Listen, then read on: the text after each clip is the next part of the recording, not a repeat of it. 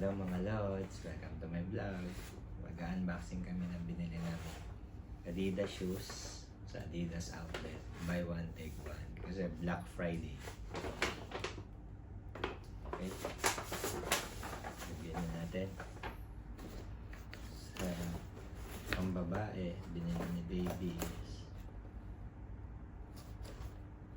NY90J. Original price niya is $279. Now, $199. Pero nabili namin to 100 dirhams each. Kasi nga, buy one, take one. Mura na. Ito naman sa pang lalaki. Dress kong kulay. Ito yung sole niya.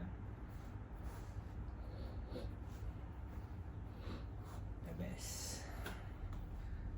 Para sa akin, mas maganda tong Adidas kaysa sa On.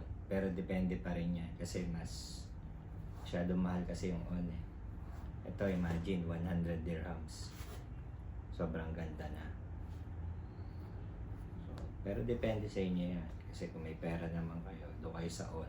Kanya-kanya naman trip yan eh. So, ayos na to.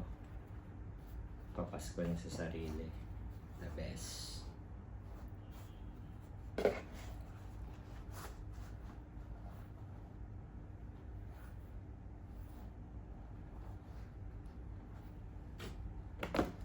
Okay, Adidas, baka naman.